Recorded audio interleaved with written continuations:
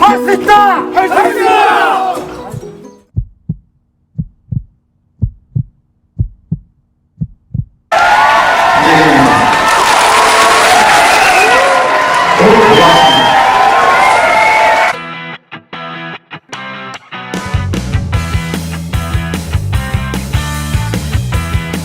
우리가 한을 키우는 데 있어서 제일 중요한 것은 수익, 돈을 벌기 위해서.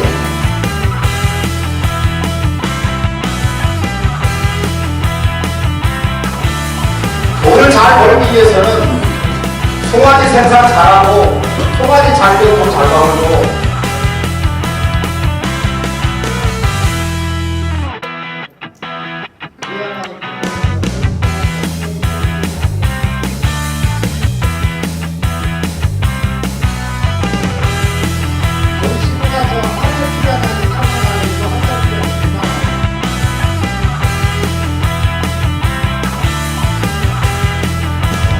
では僕の方から日本の和牛市場に関してと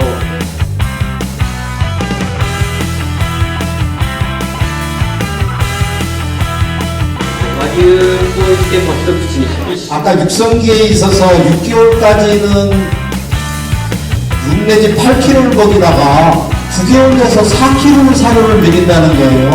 이상하잖아요. 근데 그게 맞는 거예요.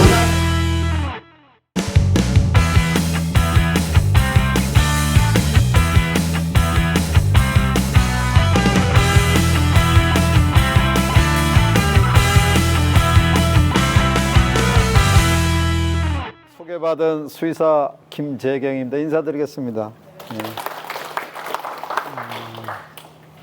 제가 한 2, 3년 전인가 이 자리에서 한번 강의한 기억이 있는데 또 오늘 이 자리에 또 뭐 조합장님이야 또 여러 직원분들의 관심 속에 또 제가 이 자리에 서게 됐습니다. 오늘 귀한 시간을 내주신 만큼 제가 얼마만큼 잘해야 될지 참 고민이 제일 많이 됩니다. 왜냐하면 어디 제가 이제 뭐 한 달에 한 보통 5번에서 한 8번 정도는 지역마다 강의를 가는데 오늘 여기 인천축협의 특성은 또 이 도시농촌 복합 이 축협이다 보니 또 한우만 따로 낙농만 따로 이렇게 돼 있는 게 또 아닐 거예요. 그래서 이제 각자의 농가분들이 원하는 것이 딱 이렇게 퍼즐 맞추기듯이 이렇게 맞춰져야 되는데 또 나하고 전혀 상관없는 얘기만 또 들을 것 같기도 하고 그래서 저는 어쨌든 뭐 많은 것을 아는 건 아니지만 우리가 가지고 있는 우리 이 조합원님들이 가지고 있는 부분을 저를 괴롭혀도 좋으니까 그때 질문하셔도 좋으니까 어쨌든 허심탄회하게 서로 마음을 열고 이렇게 서로 나눴으면 좋겠습니다. 젖소 하시는 분 몇 분 안 되죠? 한 서너 분 되시나요? 예, 되시나요? 예. 한우 하시는. 나머지 뭐 양봉이나 이런 건 없죠. 제가 저번에 며칠 전에 함안을 갔는데 거기 이제 대부분이 이 한우 하시는 분들이었는데 일부 낙농분이 계시고 돼지도 있고 닭도 있더라고요. 그러니까 그분들이 한테는 굉장히 좀 미안하더라고요. 그래서 뭐 제가 돼지까지는 어떻게 해보겠는데 닭하고 이게 그 다음서부터는 이게 힘들더라고요. 이제 제가 왜 그거를 경험하냐면 사실은 아직까지도 제가 강화의 인천 수의사의 소속이에요. 강화가. 그러면은 인천 수의사가 한 400명 정도 되는 걸로 알고 있어요. 근데 수의사들도 교육을 받습니다. 1년에 한 번씩. 그렇지 않으면은 이 수의사 이 자격증을 박탈시켜요. 아니면 벌금을 내든지.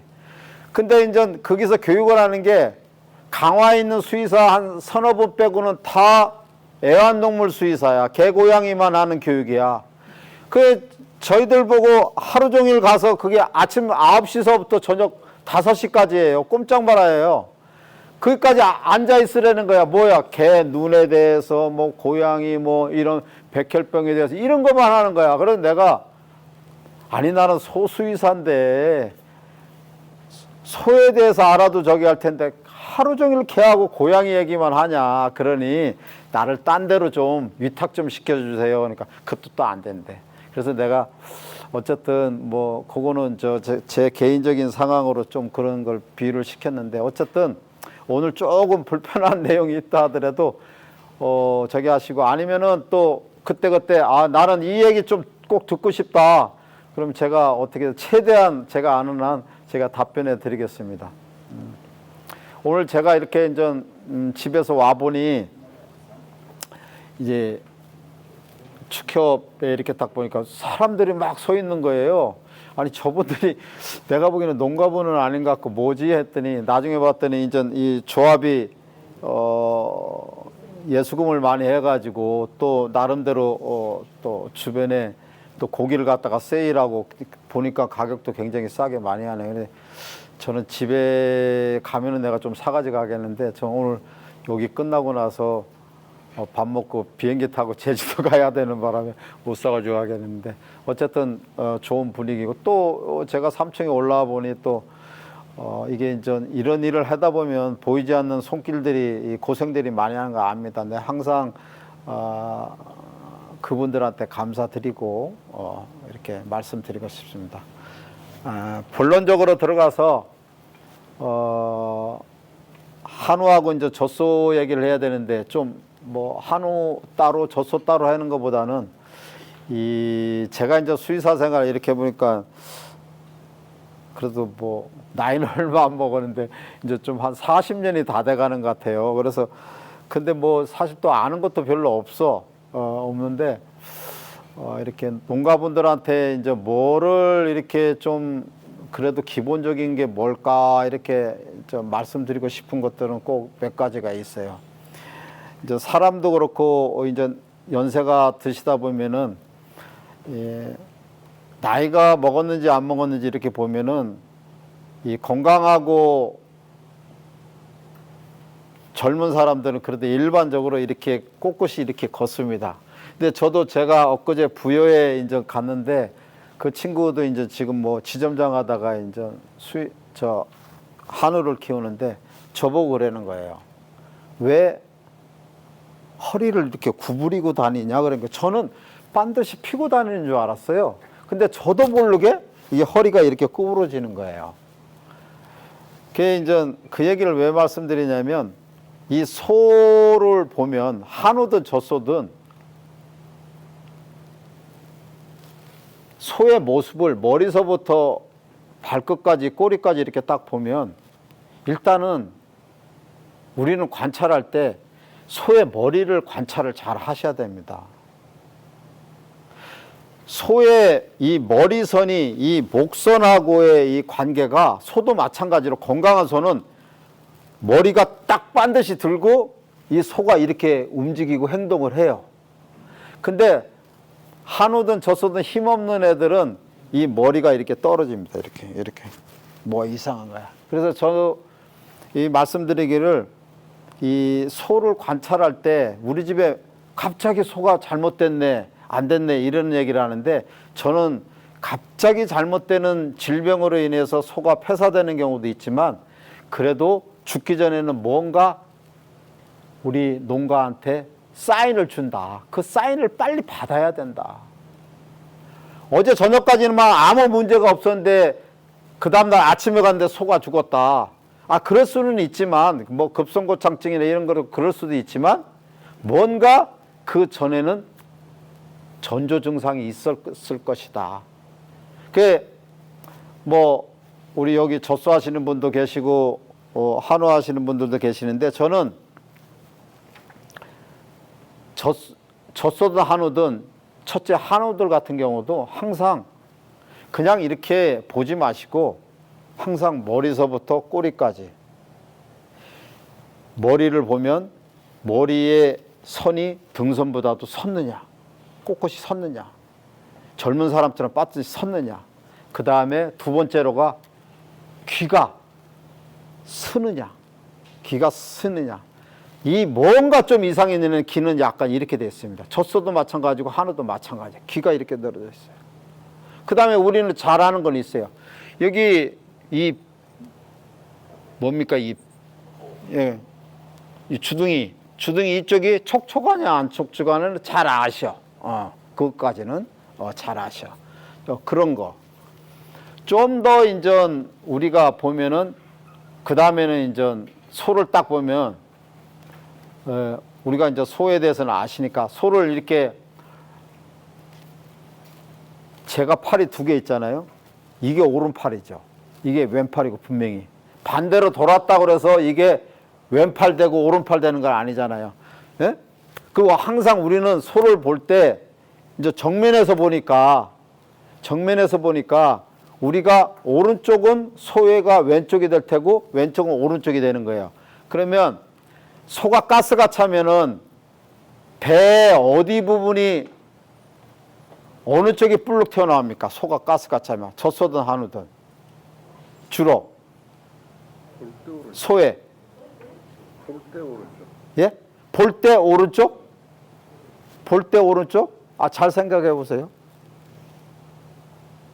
볼 때 오른쪽. 어? 볼 때 왼쪽이 가스가 차지 않아요? 뒤에서 볼 때는 예? 왼쪽, 소의 어느 쪽이에요? 오른쪽. 예? 앞에서 볼 때는 오른쪽. 앞에서 볼 때는 오른쪽, 뒤에서 볼 때는 왼쪽. 예. 예. 거기가 왜 가스가 이렇게 차면은 불룩 올라오죠? 위가 팽창. 예. 예, 위가. 우리 사장님 잘하시네. 그 가스가 차는 거야. 그러니까 그 가스 찬 정도가 심하면 눈에 탁 보이는데 안 심하면 밋밋하면 잘 안 보이는 수가 있어. 그러니까 저는 조금 죄송스럽지만 저는 프로라고 보면 우리 농가 조합원님들은 아마추어라 그러면 보는 눈이 지금의 그 보는 눈을 좀 더 그런 부분에서도 면밀하게 좀 보라는 거야. 그 부분에 대해서. 그냥 저거 소구나 우리 집 소지 20번 소 그래 서 있으니까 별일 없 이게 아니고 뭔가 좀 그런 부분에서도 세밀하게 좀 접근해서 봐야 된다는 거야. 봐야 된다는 거야. 그 다음에가 꼬리가 딱 이렇게 내려앉았는데 가끔은 꼬리를 항상 이렇게 드는 애들이 있어. 이거 뭐가 불편한 거야. 에? 불편한 거야. 우리도 사람이 걷는 게 이렇게 잘 걸어야 되는데 치질 걸린 사람 옛날에 우리 유명한 그 교수님 계셨는데 그분은 이렇게 걸으셨어. 저 양반이 왜 걸었나? 우리 학생 때니까 잘 몰랐지. 근데 그분이 치질이 있다는 거야. 소도 마찬가지로 이 장이나 어떤 그런 문제가 있으면 항상 소가 꼬리를 이렇게 들고 있어요. 들고 있어. 이게 이제 뭔가 안 좋다는 거야. 그런 관찰을 잘해야 되고 여기서 소에 대해서 정말로 중요한 거는 저도 제가 제 건강이 좋은지는 아침에 화장실 가서 제 변의 상태를 보고 내가 컨디션이 좋구나 안 좋구나를 판단을 하거든요. 정말로 어떤 동물이든 젖소든 한우든 이 변 상태를 항상 확인을 해야 됩니다. 그게 변의 상태가 똥에도 품질이 다릅니다. 어떤 게 있냐 보세요. 첫째, 수분이 많은 거는 변이 딱딱해 이렇게 말똥처럼 이렇게 서. 수분이 많은 건. 수분이 없으면 수분이 없으면 이렇게 서. 수분이 많으면 이렇게 퍼지잖아요. 설사처럼. 응? 퍼지죠. 그러면은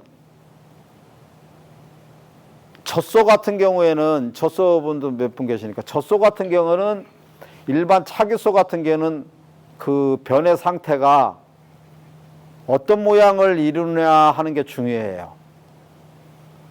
우리 일강목장 사장님 젖소 키우는데 젖소의 변이 어떤 모양을 가지고 있는 게 좋다고 생각을 합니까? 퍼지지 않고 네. 어떤 동그란 입장. 동그란 형태를 유지하는 거. 그래서 저는 피자 모양을 형성하고 가운데 높이가 한 5cm 정도 되는 변이 이루어져야만이 젖소는 이상적인 형태를 이루는 것이고, 한우는, 그러니까 다시 말하자면 젖소는 중형 피자 정도, 한우는 소형 피자 정도에서 중간에 한 높이가 3 내지 4cm 정도 유지해야 된다. 그게 소의 정상적인 변의 상태예요. 그렇지 않고 염소똥처럼 동글동글하게 되거나 너무 퍼지거나 하면 그 소가 소화되는 상태가 틀린 거야. 아, 이거는 소화 장애가 있는 건지 어떤 염증이 있어서 설사를 하는 건지 이런 판단을 하는 기초가 되는 거예요. 그래서 그 분변을 관찰하는 데 있어서 굉장히 이 소의 건강 상태가 중요한 거 판단의 기준이 되는 거예요. 예, 기준이 되는 거야. 그리고 거기와 관련돼서 이제 소는 좀 더 우리가 접근해서 이 소의 상태가 좋은지 안 좋은지를 판단하기 위해서 할 수 있는 게 있어요. 그게 뭐냐면 한 2년 전에도 저도 말씀드렸을 텐데, 소의 체온을 재는 거야. 뭐를? 이 소가 정상적인지 비정상적인지의 판단은 지금 말씀드린 대로 소의 상태가 머리가 꽃장 쓰고 기가 쓰고 비집이 여기 있고 콧물도 안 걸리고 몸 상태도 좋고 배에 가스도 없고 뭐 이런 상태를 보고 꼬리의 상태도 없고 걸음걸이도 잘 걷고 이런 것도 다 봐야 되겠지만 그것에 대한 총괄적으로 판단할 수 있는 것은 뭐냐면, 우리가 좀 더 그래도 과학적인 방법이라고 하는 것이 뭐냐면 뭐다? 체온을 측정하는 거야. 체온을 측정. 제가 오늘 지하 주차장이 좁은지를 알아요. 그래서 봤더니 자리는 있어. 들어오다가 화장실 들어가서 딱 보니까 거기에 명언이라고 적어준 게 몇 개인데 그건 다 못 외우겠는데 그 중에 하나가 머리에 딱 와닿는 거야. 뭐냐? 자신감을 가지라는 거야. 자신감. 오늘 제가 한우 교육이나 이 낙농 교육을 하면서 제가 첫 번째 드리는 메시지에 제일 중요한 게 뭐냐면, 체온을 측정할 수 있는 거를 우리가 가지고 생각해야 된다. 한우나 젖소를 키우면서 체온 측정을 항상 할 수 있는 마음의 준비가 돼야 된다. 내가 옷을 입고 나갈 때 우리 집 소가 건강한지 건강하지 않은지를 어떻게 판단하냐? 내 주머니에 수은주 체온計가 있든 전자 체온計가 있든 항상 내가 가지고 있어야 돼. 그래야 전투 정신이 되는 거야. 저 소가 왜 안 먹지? 그냥 이렇게 생각하면 안 돼. 소에 대해서 찾고 체온을 측정을 한번 해봐야 돼. 체온의 상태를 봐야 돼. 체온의 상태만 보고도 이 소의 질병이 어떤가 문제를 다 파악할 수 있는 거 80%는 돼요. 제가 그걸 말씀드릴게요. 젖소의 체온은 호계 목장 하더니 젖소의 체온은 몇 도예요? 38.5도. 38.5도. 38.5도. 큰 소가 38.5도. 송아지는? 이렇게 탁 들어가면 이게 내가 다 속더라고. 젖소의 체온은 38.5도 맞습니다. 송아지는 얼마일까요? 네? 네? 예, 똑같아요. 그러나 송아지나 똑같습니다. 그러면 한우의 큰 소 정상 체온은 몇 도일까요? 예? 같을까요? 틀릴까요? 네, 같아요. 그러니까 젖소에 어미서든 송아지든 한우의 젖소든 송아지든 체온이 몇 도다? 38.5도다. 이 38.5도라는 거를 오늘 식사하기 전까지 알고 있고 식사 후에 탁 잊어먹으면 안 돼. 사람보다 1도 높다고 그러면 될 거 아닙니까? 이제 그걸 말씀드릴 텐데 사람은 몇 도죠? 37.5. 36.5도에서 36.7도. 그래요? 37도 5분만 되면 37도 5분만 되면 우리 코로나 초기에 봤죠? 그건 저기에 걸리게 돼 있어. 사람은 37.5도면은 열이 있는 거야. 제가 한번 언제 몸살이 나가지고 체온을 재봤는데 도대체 체온이 몇 도인가 했는데 38.3도인데 죽겠더라고. 꾀병같이 죽겠더라고. 어쨌든 이 열이 몸의 상태를 굉장히 좌우를 하는데 사람은 36.5도 36.7분인데 소는 38.5도다. 이거를 내일까지도 잊어먹으면 안 되고 모레 되니까 내가 소를 하는 한 내가 인천축협의 조합원이란 이거는 죽을 때까지 이거는 잊어먹으면 안 돼. 왜냐하면 그렇게 중요한 거예요. 그러면 이 시점에서 38.4도는 어떤 의미를 가질까 혹시 아시나요? 이렇게도 생각을 해요. 38.5도는 정상인 건 알아요. 그러면 38.4도는 정상일까요? 아닐까요? 예? 아니죠. 자, 우리 그럼 다수결로 하겠습니다. 정상이다. 자, 정상이다. 제대로 들으세요. 하나, 둘, 셋, 넷, 다섯, 여섯, 일곱, 여덟, 아홉, 열, 열하나, 열둘, 열세, 열넷. 정상이 아니다. 38.4도가. 지금 38.4도가 정상이다 아니다 하는 거예요? 38.4도가 정상이 아니다. 제대로 하세요. 여기 네 분, 여기. 조 이사님도? 예. 네 분. 차이가 있어도 그런 거예요? 예? 그러니까 제가 말씀드리는 건 38.5도는 정상이다로 했어. 근데 38.4도는 정상일까 아닐까로 제가 물어보는 거예요. 네? 이상이 있으니까 온도가 안 올라가요. 자, 그러니까 정상이라는 분이 많았고 비정상이라는 분이 네 분이셨어. 그럼 다수결로 할까요? 다수결로? 1도 차이는 있겠죠. 0.1도 차이는 봐주겠다. 근데요. 이게 싱가포르에 오는 증상이라고 해요. 예. 38.5도하고 38.4도하고는 천지 차이다. 천지 차이. 이렇게 하면은 제가 칩 튀기고 천지 차이다! 이렇게 해도 잊어먹으셔. 우리 한번 제가 해볼게. 우리 조합원님들이 저처럼 천지 차이다! 이렇게 한번 해보세요. 자, 천지 차이다! 제 혼자 말씀 하는 거보다도 안 돼. 천지 차이다!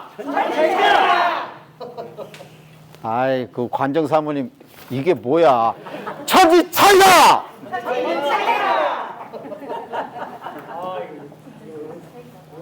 이게 38.5도하고 38.4도하고는 천지 차이야. 그럼 무엇을 의미하는 겁니까? 제가 말씀드리고자 하는 건 질병이 있다는 거야. 질병이라는 거야. 근데 다 이제까지 제가 해보면 농장주분들이나 진짜 뭐 농장에 가서 제가 이제 요새는 좀 발달이 됐으니까 전화로 원장님 우리 집 소가 뭐가 이상이 있는데요. 잘 안 먹어요. 이러면 제가 먼저 질문하는 게 뭐겠습니까? 체온 재보셨어요? 그래요. 안 재봐서 그럼 체온 재보고 전화하세요. 그래요. 그 체온을 재봐. 그럼 몇 도라가 나와요. 그러면 뭔가 얘기를 하는데 이상이 있는 것 같아서 그럼 다시 체온을 또 재라고 그래. 몇 번을. 그래 그게 맞는 것 같으면은 예 어떻습니다 이렇게 저기를 하는데 일반적으로 38.4도 하고 38.5도 하고는 천지 차이예요. 젖소나 한우들이 안 먹는 게 큰 소들은 체하면은 체온이 떨어지는데 떨어져도 체온이 어떻게 떨어지냐면 38.4 아니면 38.3이야. 거의 90%가. 90%가 어떻다고? 소가 체하면 38.4 아니면 38.5야. 그런데 대부분이 뭐라고 어떻게 생각하냐면 38.4 하면 정상이라고 다, 소는 정상이에요. 다 그래. 여기 대부분이 손 들었어. 38.4도 정상이래. 여기 내부는 싹 하면서 아니다라고 틀리겠지라고 하셨어요. 38.4하고 38.3하고는 걔는 소화 장애가 있다면 틀림없는 얘기야. 그러면 우리가 청진기를 안 들고도 이 소가 질병이 있는지 없는지 알 수 있는 거야. 좀 저기 한 얘기지만 제 엄지하고 검지손이 이게 뭐가 좀 이상하죠. 이게 무좀이 걸려서 저기 한 거야. 왜 그런지 아세요? 제가 우리 이 조합원님들, 농가분들한테는 내가 떳떳하게 얘기할 수 있어. 일반 사람들한테 가서는 좀 창피해. 저 사람 뭐 이러니까. 지금은 좀 나아졌어. 그래도 이거요, 내가 깨끗하게 안 해서 한 건 맞습니다. 그러나 내 왼손 제비야. 소의 꼬리를 잡고 체온을 잴 때 이게 똥 안 묻히려고 슬쩍 이거 조금만 넣으면 안 돼. 깊숙하게 넣어야 돼. 깊숙하게 넣다 보니까 똥이 맨날 여기 묻혀져 있는 거야. 닦는다. 그 곰팡이 썰었어. 곰팡이 썰었는데 체온을 재려면 항문 깊숙하게 집어넣어야 제대로 됩니다. 엉성하게 하면 이게 체온이 안 됩니다. 38.5도하고 38.4도하고 그렇게 큰 차이가 있는 것을 우리가 확인하려고 하면 깊숙하게 집어넣어서 이렇게 하시면 됩니다. 집어넣고 1분, 원래 3분 정도 기다리라는데 3분은 너무 길어. 소가 왔다 갔다 할 수 있어. 1분 정도 깊숙하게 집어넣습니다. 그러면 빼고 1분 정도 하고 나서 빼고 숫자든 이 순주든 확인을 합니다. 그러고 나서 다시 집어넣습니다. 한 30초나 40초. 그게 전에 넣었던 거하고 나중에 넣었던 거하고 일치가 되면 그건 맞는 거예요. 그렇게 판단하시면 되는 거야. 소가 어미소가 37도대로 이루어지면 그 소는 잘못될 확률이 50% 이상이 됩니다. 젖소 같은 경우는 37도대가 이루어지면은 발생하는 질병이 주로 궤저성 유방염도 있을 수 있지만 주로 칼슘 부족입니다. 우리 호계목장 아드님이 이제 젊으신 분이고 하는데 이 젖소에 대해서 이제 기본적으로 많이 알아야 되는데 이 젖소는 37도대가 많이 발생한다. 이거는 제가 금방 말씀드린 대로 50%는 위험한 거야. 굉장히 위험한 거야. 근데 37도대가 일어날 가능성의 질병은 거의 한 70%는 칼슘의 문제에 의해서 일어날 가능성이 굉장히 높다는 거야. 젖소는. 네, 젖소는. 한우가 한우가 큰 소나 송아지가 큰 소 같은 경우가 37도대다. 한우가 굉장히 위험한 겁니다. 한우는. 이게 식체가 된 건데 굉장히 위험한 겁니다. 그리고 송아지가 37도대면은 대부분이 설사에서 후유증으로 잘못될 가능성이 80% 넘어가는 거야. 그러니까 전해질 부족을 해서 넘어가는 거야. 그래서 37도 때가 송화지가 일어나면 이거는 수액을 해주든지 특별한 조치가 이루어지지 않으면 걔는 잘못될 가능성이 70~80% 이상 넘어갑니다. 그래서 항상 그거에 대해서 우리가 체크를 할 수 있는 기본적인 걸 알아야 돼요. 알아야 돼. 그래서 일반적으로 정상 체온은 38.5도인데 38.4도나 38.3도도 굉장히 문제가 있는 것이다. 그리고 특히 체온이 37도대로 넘어가면 젖소 같은 경우는 칼슘 부족일 가능성으로 인해서 다른 문제가 유방염이나 다른 문제가 쭉 일어나서 고창증도 일어날 수 있고 한우 같은 경우는 굉장히 위험하다. 특히 송아지 같은 경우는 수액 조치나 이런 걸 안 해주면 큰 문제가 일어날 수 있을 가능성이 높다 하는 게 제가 드리는 말씀이에요. 그러니까 38.5도를 중심으로 체온이 떨어질 경우. 그러면 38.5도에서 체온이 올라갈 경우는 어떠냐? 어떤 분들은 38도 8분도 정상으로 보시는 분도 있어요. 교과서에도, 외국 교과서에도 그렇게 나와 있는 경우도 있는데 사실 38.8도도 정상은 아니에요. 정상인 건 뭐라고 그랬어요? 제가 딱 하나밖에 없어요. 38.5도예요. 근데 단 하나 조금 잘못되는 걸 봐줄 수 있는 거는 아주 더운 여름에 소들이 헉헉헉헉헉 거릴 때 그때는 39도 2분까지 그 시기만 그 며칠만 인정이 되나? 그 나머지는 38.5도가 아니면 이건 다 비정상이야. 문제가 있는 거야. 문제가. 그래서 소가 이제 젖소 같은 경우는 39도 되면 먹는 양이 정상량의 30% 안 먹습니다. 정상량에. 한우가 39도 되면 한우는 먹는 양을 조금 주니까 잘 몰라요. 이게 잘 먹는 소인지 잘 안 먹는 건지 몰라. 39도 정도 되면. 왜? 크게 암소들은 양이 없는가 금방 홀딱 다 먹어버리잖아. 그냥. 그러니까 크게 문제는 안 되고 약간 뭐 이렇게 부스러기 남는 정도인데 한우가 39도 5분 되면은 이제 조금은 차이가 나요. 39도 5분 되면 비육소 같은 경우는 안 먹는 게 한 50%. 암소들은 이렇게 좀 지저분하게 좀 남기는 정도, 그 정도로 이렇게 되고 있고 40도가 넘어가면 한우는 암소든 거새우든 한 60~70% 안 먹기 시작하죠. 60~70% 안 먹고. 젖소가 40도 넘어가면 거기도 60~70% 안 먹고 젖이 마르기 시작하지. 그러면 열이 내려갔을 때의 상황은 주로 우리가 뭐를 생각할 수 있으냐면 소가 체했다. 설사나 소화 장애다라고 생각하면 되는 거고 39도 넘어가면 우리는 뭐라고 볼 수 있어요? 어떤 염증이 있다라고 보시면 돼. 염증.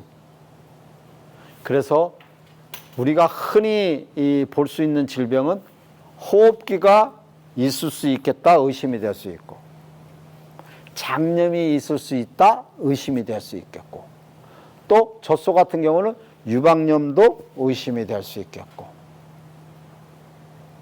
뭐 여러 가지 이 자궁의 염증도 의심이 될 수 있겠고 그런 것들을 저기하는 거예요. 그래서 한우 한우들이 이제 40도 넘어가는 경우는 이거예요. 젖소도 마찬가지인데 분만 후에 송아지 낳고 나서 한 5일 이내가 보통 39도에서 40도 사이에 왔다 갔다 합니다. 한우들도. 그래서 안 먹는 거예요.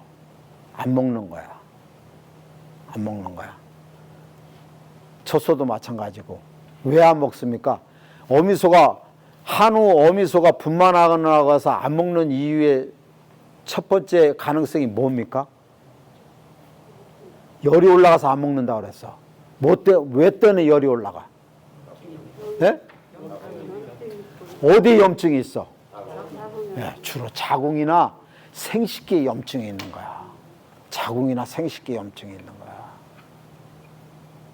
그건 백발백중이야. 근데 여기서 정말로 또 중요한 사실이 하나 있어.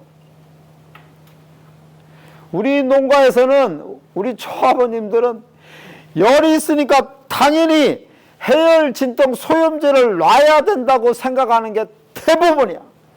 우리나라에서 대부분의 소하고 관련된 분들은 열이 있으면 당연히 해열 진통 소염제를 놔야지라고 생각하는 게 너무나 팽배해 있어. 근데 그 얘기가 틀린 것은 아니나 오늘 조금 그 부분에 대해서 이제 설명을 할 텐데, 해열 진통 소염제를 한 번이나 두 번 정도 놓는 것은 큰 문제가 없으나 세 번, 네 번, 다섯 번, 여섯 번 정도를 많이 연용해서 남용해서 쓰면 젖소나 한우에 있어서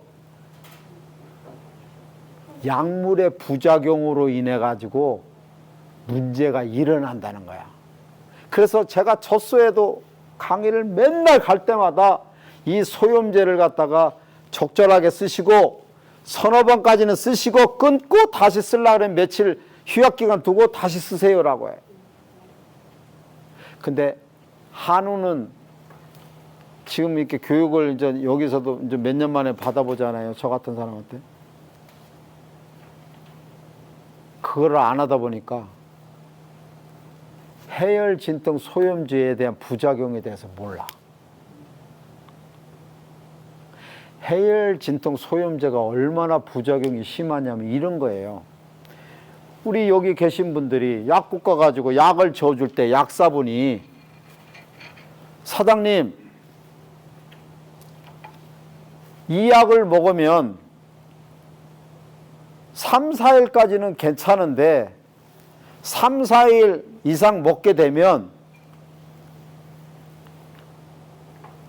사장님들 변이 위출혈, 장출혈이 돼가지고 피가 나올 가능성이 50%입니다.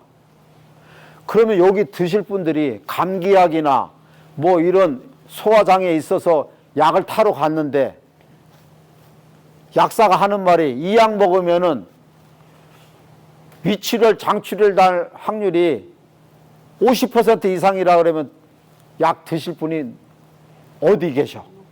아이씨, 그거 나 안 먹고 말지. 이래지. 소는 그런데 우리가 그 약물의 부작용을 모르고 돈만 주면 살 수 있으니까 약을 막말로 열이 있으니까 무지하게 우리 흔히 하는 얘기로 때리는 거야. 주사 놓는 것도 아니고 우리 때린다고 그러지. 여기서 문제가 생기는 거예요. 제가 보기에 우리나라 젖소들의 이 질병 중에서 이제 사람도 마찬가지고 이 지병이 있잖아요.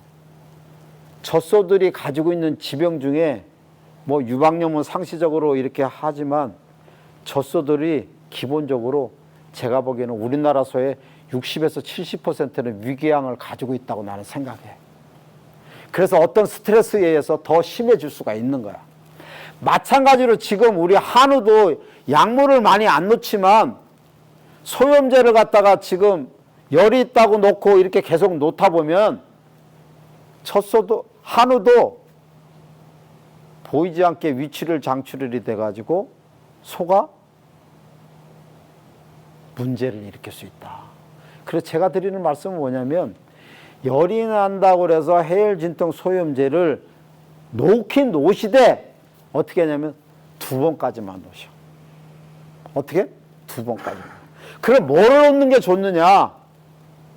잘 안 먹고 그러면은 그것만 두 번까지 노랬는데 그럼 뭘 넣는 거냐?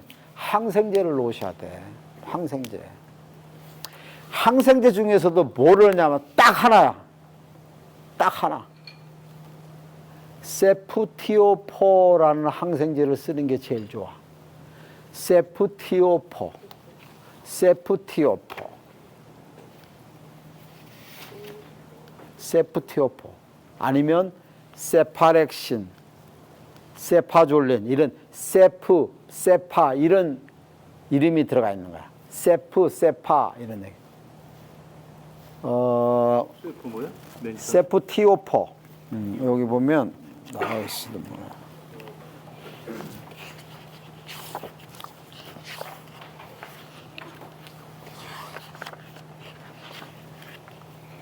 요새는 그 12시간 항생제 그저 지속되는 거? 검출된다고 못 놓게 하는데요. 예. 한우 저기요. 한우 얘기해서 한우.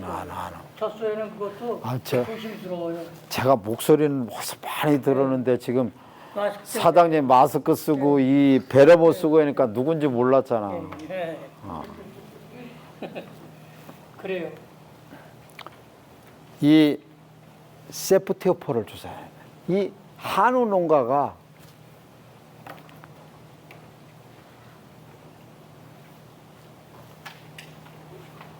가끔 소가 안 먹으면 큰 소가 안 먹어. 그럼 우리가 수의사를 그냥 금방 부르질 않잖아요. 내가 집에 있는 주사나 약국 가가지고 사가지고 주는 약 받아가지고 주사를 한번 놔봐. 그 주로 쓰는 게 뭐냐면 페니실린하고 설파제를 많이 써.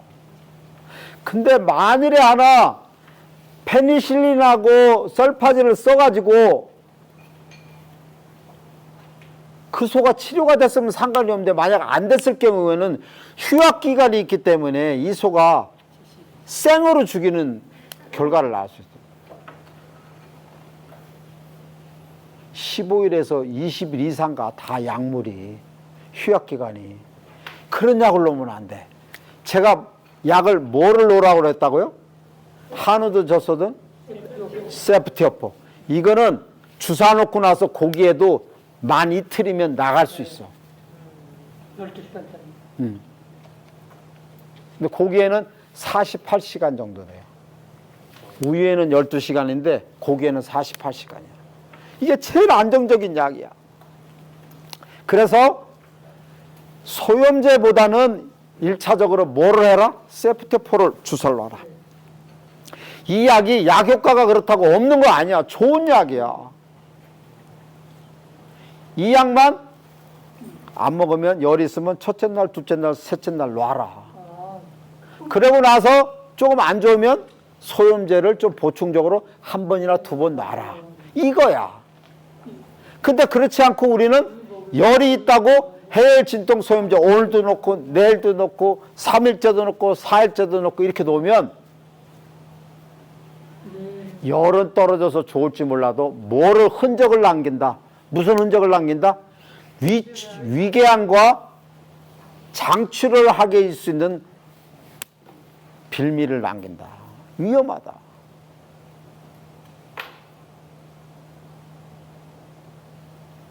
정말로 중요한 얘기예요. 소염제를 함부로 많이 쓰면 안 된다. 우리 여기 계신 분들 중에서 우리가 항생제, 소염제 쓰는 건 잘 하고 있으나 위출혈이나 장출혈 예방약으로 위궤양약을 갖다가 주사를 놓고 하는 거 내가 보기엔 한 사람도 없을 거야. 거의. 저는 제가 수의사 생활하면서 진료하면서 제 차에 항상 소의 위궤양약을 가지고 다녀요. 동물용 약은 없어요. 웃기는 얘기인데 사람용 약, 요새는 사람용 인의약이 위궤양 치료제가 기가 막힌 약들이 많습니다. 기가 막힌 약들이 많아요. 진짜 소들도 한 방 놓으면 진짜 척척 좋아져요. 이 위출혈이 되고 이 궤양이 된다는 걸 우리 사장님들이 그 통증에 대해서 아시는지 잘 모르겠지만 저는 제가 한때 십이지장 궤양이 있어가지고 그 통증을 알아요. 보통 제가 저녁에 한 10시에 자서 아침 5시, 4, 5시 일어나는데 중간에 깨질 않아요. 그냥 골아 떨어지는 사람인데 이 위궤양이 걸리면요. 보통 한 3시 전후에 깹니다. 얼마나 아픈지. 소가 어지간하면 먹습니다. 소는. 얼마나 아프니까 소가 안 먹겠어요. 안 먹어. 이 칼로 도리는 것 같아. 그런 부작용을 나타내게 하는 게 뭐다? 소염제다. 소염제다. 그래서 항생제를 쓰되 어떤 것 세프티오포 제제 같은 것을 쓰고 보조적으로 해열 진통 소염제는 한 2번까지는 쓰시되 연용해서 3번, 4번, 5, 6번 하면 이거는 그 소의 위출혈, 장출혈을 일으킬 수 있는 문제를 일으킨다. 제발 그것은 항상 조심해야 된다. 그리고 항생제를 쓰더라도 세프티오포 같은 항생제를 써야 문제가 없고 출하할 때도 도축할 때도 문제가 없다. 페니실린과 설파제는 삼가야 된다. 왜? 도축할 때 문제가 있습니다. 이해되셨죠? 네. 그러니까 제가 지금 1시간 동안 말씀드린 게 이런 거예요. 소의 관찰을 잘하자. 머리서부터 꼬리 끝까지. 그 다음에 거기에서 판단을 하기 좋은 거는 1차적으로 변의 상태를 파악을 한다. 그래서 젖소는 중형 피자 정도 되는 모양을 유지하고 한우는 소형 피자의 모양을 유지하고 중간에가 젖소는 한 5cm 높이가 돼야 되는 거고 한우는 한 3, 4cm 정도 된다. 그것으로 소가 정상인지 비정상인지 판단하고 또 더욱더 중요한 것은 우리가 체온을 재서 그 소의 정상적인지 비정상적인지 판단을 한다. 그래서 소의 정상 체온은 뭐다? 네. 38.5도다. 죽었다 깨어나도. 죽었다 깨어나 38.4도 아니다. 아주 더울 때는 아주 추울 때는 38.4도가 될 수 있어. 그러나 거의 1년에 360일 정도는 38.5도야. 그 이하 이유는 문제가 있는 거야. 네. 잘 재보세요. 체온을 한번 잘 재보세요. 깊숙하게 잘 재보세요. 그래서 체온이 떨어지는 거는 소가 소화장애가 일어나는 거고 올라가는 거는 염증이 있는 것이다. 그래서 소화장애 할 때 치료는 주로 한우든 젖소든 제일 좋은 약이 우리 소가 소화장애가 있어. 그럼 주사약이 뭐가 제일 좋을까요? 우리 허민혜 사장님 뭐가 제일 소가 한우나 젖소가 체했어. 그러면 체할 때 놓는 주사가 뭐가 제일 좋은지 아세요? 예? 넥서롱. 맥소롱. 또 뭐요? 맥소롱이 그 메토콜로프로마이드라는 복잡한 이름인데 맥소롱이라고도 나오고 제스롱이라고도 나와. 제스롱, 가스트롱. 이 약이 한우든 젖소든 제일 좋은 약. 제스롱도 체질소에서는 퇴출됐어요. 그렇지. 그때 보건복지부 장관이 그 약사 출신이야. 그게 이제 그 약물이 인체 내에 들어가면 약간의 어떤 문제가 일어난다 그래서 저기 했는데 사실은 제스롱 약만큼 좋은 약이 없어. 정말로 소화장애 일어나는 데는 잘 저기를 하는 약이에요. 그거는 근육도 되고 피하도 되고 혈관도 되고 송아지도 마찬가지예요. 한우 같은 경우는 돼요. 이거는 아침에 놔도 되고 저녁에 놔도 돼. 그 다음날 놔도 되고 저기 해도 돼. 뭐 한 달 내내 놔도 큰 문제는 없으나 예, 그렇게 부작용이 안정한 약이야. 뭐 한 달 이상 계속 놓으면은 이제 좀 이것도 유치를 되고 하는데 뭐 그렇게까지 놓지는 않을 거 아니에요. 그래서 소화장애가 있는 거는 제수롱 정도 놓으시고 또 보통 이제 소가 가스가 많이 찹니다. 체온을 재봤을 때 이제 열이 떨어지는데 열이 떨어진 경우에 이제 소가 뱃속에 가스 찬 게 아까 뱃속으로 위에 고창치처럼 이렇게 튀어나온 경우는 우리가 보는데 장에 가스 찬 거는 안 나타나요. 장에 가스 찬 거는 소나 송아지가 우리 농장주분들한테 사인을 줘요. 어떻게 사인을 줄까요? 나는 장에 가스가 찼습니다. 주인님, 제가 장에 가스가 찼습니다. 그러면 송아지가 어떻게 사인을 줄까요? 소가 어떻게 사인을 줘요? 예? 변? 변밖에, 그거 말고. 온도. 온도도 되지. 근데 어떤 행동으로 사인을 줘.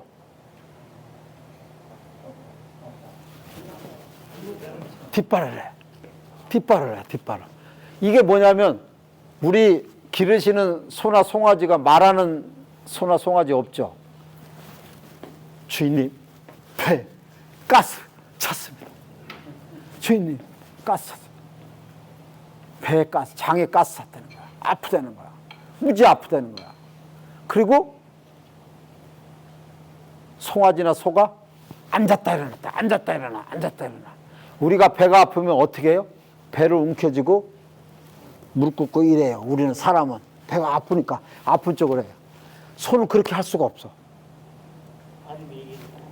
그냥 땅바닥에 배를 문지르는 거야. 아프니까.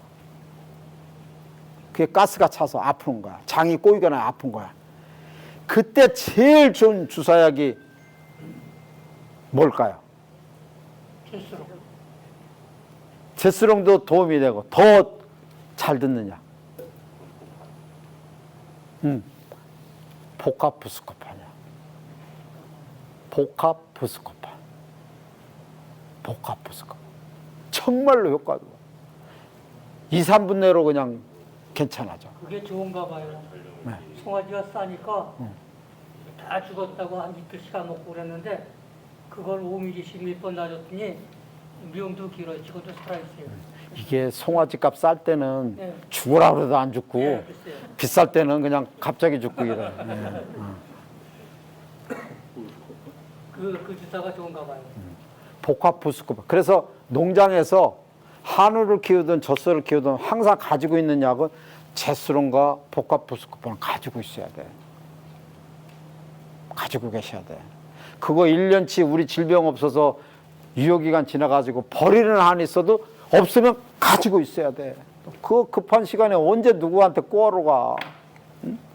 제스론하고 복합부스코판은 가지고 계셔야 돼. 그리고 세프티오포도 가지고 계셔야 되고. 응? 가지고 계셔야 돼. 해열 진통 소염제도 가지고 있으나 많이 쓰지는 마셔야 돼. 그러니까 우리가 소한테 접근하는 데 있어서는 소를 체온을 재봐라. 그리고 약물은 이렇게 저렇게 쓰고 체온의 중요성은 이렇다 하는 것까지 얘기했어요. 자, 여기까지 궁금한 점. 급성으로 오는 그 장출을 해서 하는 것도 있거든요. 예. 그리고 예시하는 시간도 있을 거 아니냐고. 무슨 시간이요? 먼저 그거를 이렇게 찍어주는 거. 이게 난 이 병 걸린 것 같아. 이렇게 하듯이 미리 처방할 수 없는 거냐고. 아, 그렇죠. 있죠. 그 위출혈, 질문 잘 하셨는데, 위출혈이 되고 장출혈이 되는 거는 심한 경우에는 생피가 나올 수도 있고, 두 번째로는 이 우리 짜장면에 섞어 먹을 때 짜장면 면 있고 우리 짜장면 이 간짜장은 따로 나오잖아요. 따로 나올 때 그 색깔 아시죠? 똑같습니다. 그 색깔이 이 한우나 젖소에서 나와. 그 왜 그렇게 나오냐면 위출이 된 건 위출이 돼가지고 생피가 위에서 나와가지고 내려오면서 똥하고 섞여가지고 분면에 섞여가지고 색깔이 그걸로 바뀌는 거야. 그래서 위출혈이 되는 것으로 까맣고 이 직장 출혈이 되는 것으로는 뻘게. 그런데 송아지도 그렇고 큰 소들도 그렇고 우리 농가에서 그 판단이 늦어.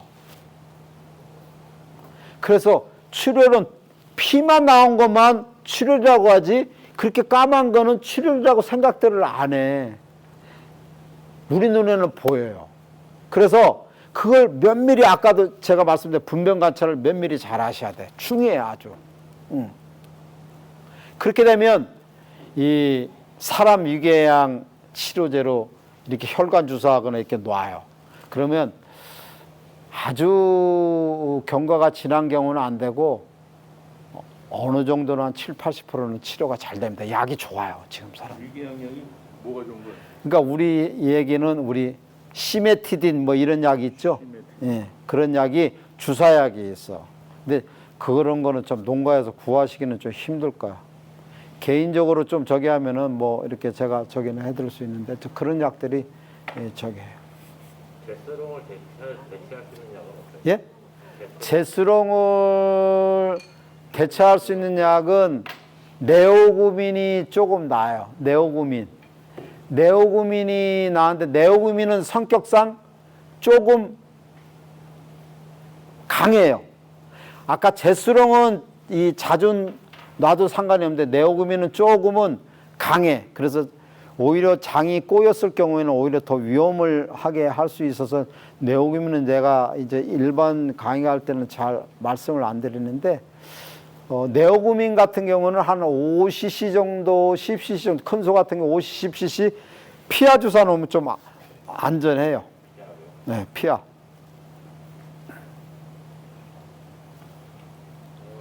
제스롱 같은 경우 장롱은 제스롱. 네, 못 쓰니까. 네, 네오구민 같은 경우는 혈관 주사 넣을 때 한 5mm 정도 놔도 효과가 급해요. 네. 그 저기 소들도 그 사람도 저 황금 그 저기 뭐야 시간이 있듯이 그 소들도 황금 시간이 있어요? 황금 그 타임 그 살릴 수 있는 타임. 타임. 예. 아우 질문 잘하셨네. 마스크 써서 그래. 예. 우리 이제 농장에서 이렇게 이제 해보면 이제 뭐를 잘 알아야 되냐면 이제 제가 수의사잖아요. 제 대학교 동창들은 다 수의사잖아. 그러면 우리도 1년에 몇 번씩 보잖아요. 그럼 만나 식당에서. 그러면 한 2, 30명 되면 소하는 수의사는 소하는 수의사끼리, 돼지 수의사는 돼지 수의사끼리, 교수들은 교수끼리, 다가는 사람 다가끼리 자연스럽게 그렇게 분리가 돼. 왜? 관심사가 그거니까. 그러면 이제 소하는 사람은 소하는 얘기만 계속 하는 거야. 다가는 사람 다가는 그 얘기만 계속 하고. 재밌는데, 제가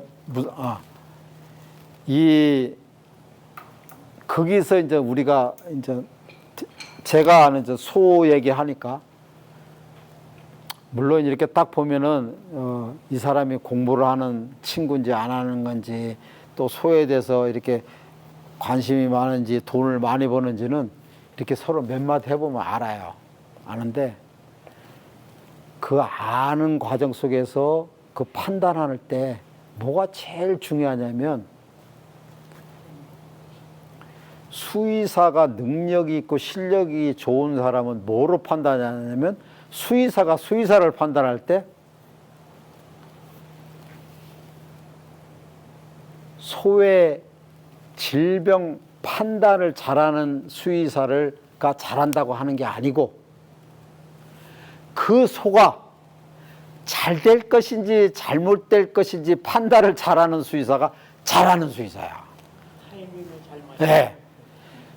소를 치료를 계속해서 해도 안 될 소를 갖다가 계속 치료하는 거는 이거 수의사고, 치료가 될 수 있는 소인데 내라고 그러는 거는 이게 또 이 어벙한 수의사고. 그래요. 수의사님 오면은 그냥 저승사자 오는 거 같아요. 그래서 제일 중요한 거는 농가에서 치료가 될 수 있는 소는 치료를 해야 되고 안 될 소는 내야 되는데 이거를 막말로 저도 하다 보면은 그럴 거 없겠어요. 많아요. 이게 잘못됐다가는 이게 맨날 돌팔이 소리 듣는 거야.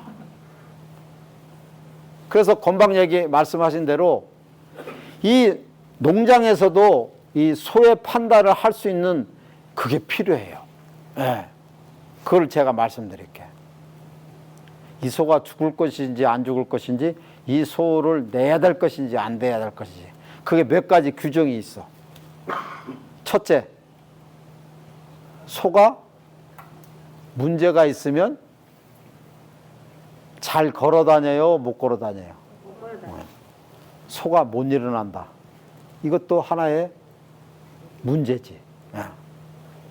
소가 못 일어난다. 이거 문제가 있는 거야.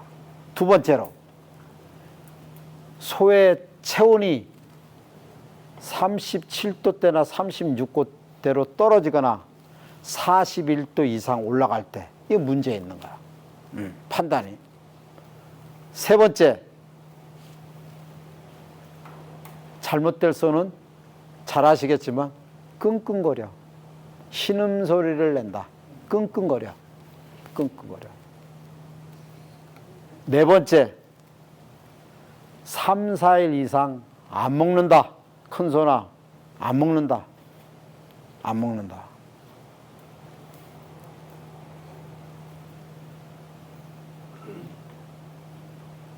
그 정도인데 거기에서 2개 정도면 잘못될 확률이 7, 80%고 그 중에 3개만 걸렸다. 그럼 빨리 도축해야 돼.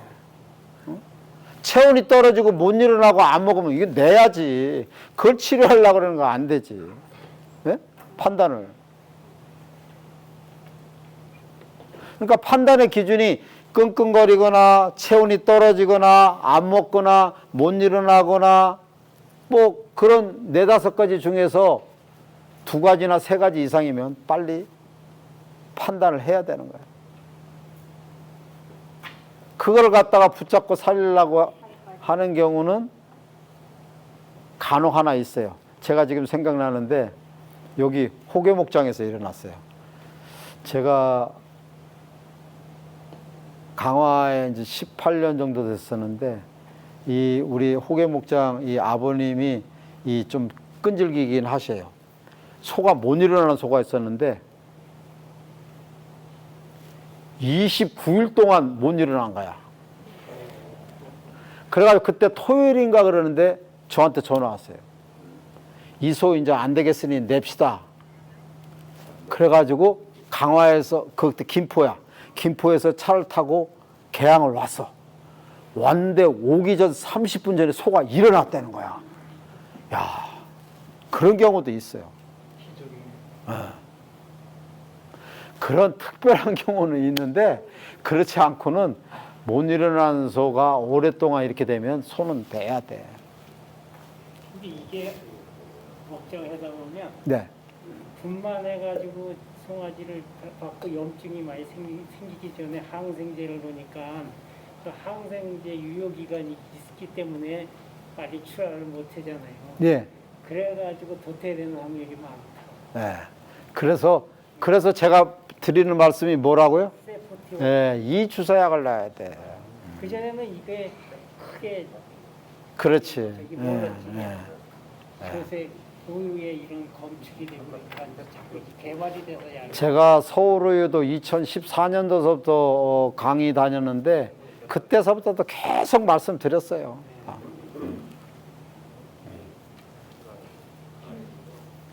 그러니까 예. 예, 그래요. 예, 한 10분 쉬었다가 다시 하겠습니다. 예.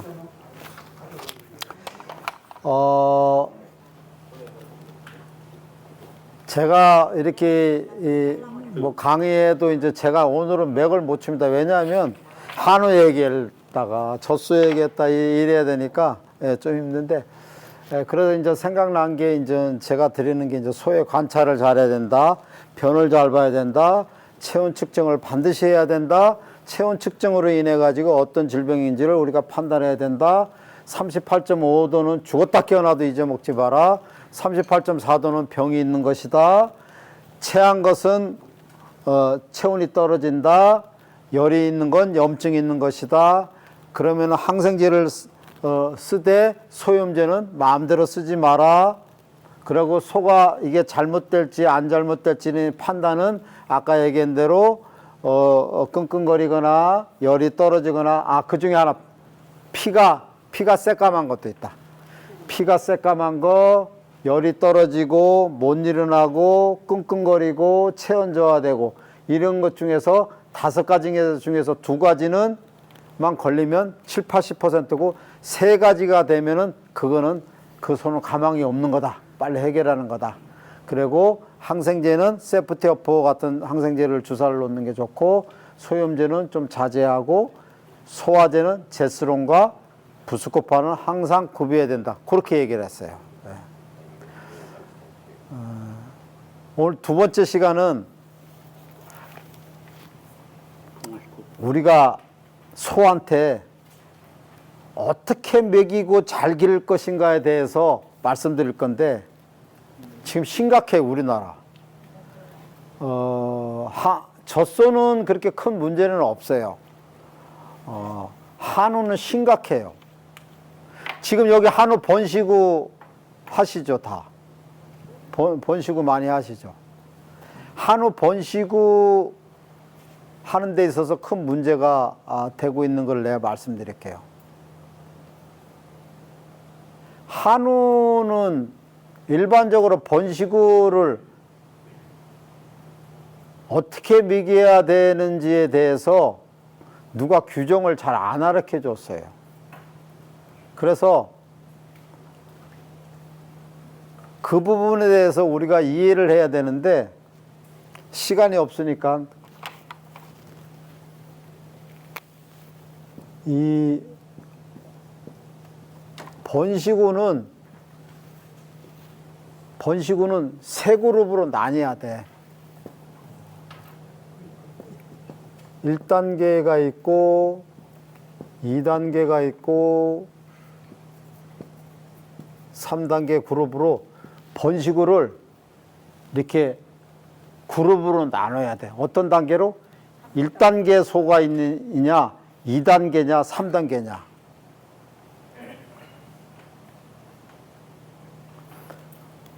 그것을 이해하기 위해서 우리가 번시구한테 도다미기기를 해야 된다는 거 아시죠? 도다미기기. 도다미기기는 언제 해야 되는 겁니까? 한우 번시구 안 하세요? 우리 사모님 한우 번시구 아니야? 뭐 하셔? 비유? 한우? 번시구? 번시구 안 해? 수정시키고 이거 안 해? 한우 번시구, 아니, 한우 번시구 하시는 분은 지금 많지 않으면은 다른 얘기 하려고. 네? 아시네. 한우 번시구 하세요? 한우 번시구는 뭐예요? 송아지를 낳는 그 어미소 얘기하는 거 암소를. 근데 그 소들이 그룹으로 3개로 나뉘어져야 돼. 어떤 그룹으로 나뉘어지냐면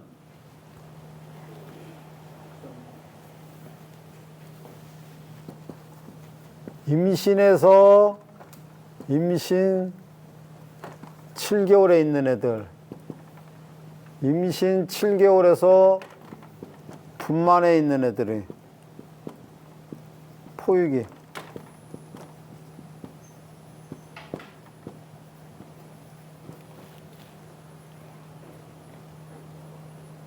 번시구가 임신해서 임신 7개월에 있는 것을 1단계라고 그래. 2단계는 임신 7개월에서 분만 시까지. 3단계는 송아지가 딸려있는 분만서부터 한 3개월 정도. 정도까지. 이거로 다 나뉘어야 돼. 이 나누는 이유는 뭘까요? 사료급여 체계가 달라져야 되는 거야. 근데 우리가 사료급여 체계가 달라지지 않고 1단계에 있는 소도 1단계, 2단계에 있는 소도, 3단계에 있는 소도 다 아침에 사료 2kg, 저녁에 사료 2kg, 볏짚 니네 주고 손 탁탁탁 털고서 우리 가는 거야. 우리나라 대부분이 그래. 근데 중요한 거는 1단계에 있는 소는 1단계에 있는 만큼의 영양소가 필요한 양을 줘야 되는 거고, 2단계는 2단계에 있는 양의 만큼을 줘야 되는 거고, 3단계는 3단계에 있는 만큼의 영양소를 줘야 되는데 그렇게 안 하니까 과비가 되고 송아지 설사하고 송아지 제대로 안 크고 이런 번식이 안 되고 이런 문제들이 다 일어나는 거야, 우리나라에서. 자, 제가 항상 이 얘기를 할 때 질문하는 게 있어요. 사료 중에서 우리 배합사료 먹이잖아요. 사료 중에서 제일 싼 사료가 뭔지 아시죠? 뭐예요? 예? 임신사료. 예. 우리 임신후 사료가 제일 싸요. 자, 임신후 사료가 제일 싼 거 아셔요? 임신후 사료가 왜 제일 싸겠어요? 단백질이 들잖아요. 네. 임신후 사료는 임신후한테 먹이는 사료인데 임신 후에는 그렇게 많은 영양소가 필요하지 않으니까 영양소 수준을 낮춘 거야. 그러니까 영양소 수준을 낮췄으니까 임신 후 사료가 쌀 수밖에 없는 거지. 그냥 쌀까? 아니잖아. 영양 수준을 낮춘 거야. 그 시기가 1단계야. 임신에서 임신 7개월이 이때는 영양소 수준을 낮추는 제일 싼 사료로 키울 수 있는 그런 단계이기 때문에 임신 후 사료를 싸게 만드는 거야. 그러면 임신 후 사료를 싸게 만들고 영양 수준을 낮춰도 왜 괜찮을까를 우리가 이해를 해야 돼. 자, 보세요. 임신을 했으면 우리가 이제 보통 40일, 50일 감정해 보면 임신했으면 임신 40일 된 한우를 기준으로 해서 임신 40일 된 것은 그때를 태아라고도 안 하고 송아지라고도 안 하고 그때를 수족난이라고 그래. 배라고도 하고. 그 크기가 이만해.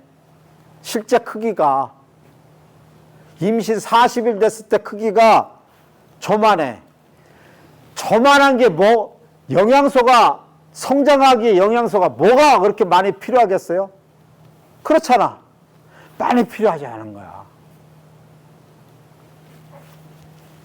임신 7개월 되면, 뱃속에 있는 임신 7개월 되면 한우는 몇 킬로 정도 될까요? 유튜브 들으시면 알 수도 있잖아. 네? 어? 저분은 들으신 거야. 임신 7개월은 7kg에서 10kg 정도 돼. 그래서 외우기 좋게 하기 위해서 7kg라고 한 거야. 어? 임신 7개월 된 거는 7에서 10kg야. 그러니까 7개월 동안 어미소한테 필요한 거는 뱃속에 있는 태아를 7 내지 10kg 키우는 영양소만 필요하면 된 거야. 젖뛰고 나서 걔가 하는 일이 뭐야? 뱃속에 있는 태아를 키우는 것밖에 필요한 영양소밖에 필요하지 않은 거야. 그런데 이때도 소한테 배합사료를 많이 주는 거야. 그것뿐만이 아니라 우리는 무엇을 잘못하고 있냐면 볏짚도 무제한을 주고 있는 게 문제야. 볏짚을 어떻게 한다고? 니네들 하루 종일 심심할 테니까 마음대로 먹어라. 이렇게 주는 거야. 이게 큰 문제를 일으키는 거야. 지금은 이제 볏짚이 비싸서 못 할 수 있겠지만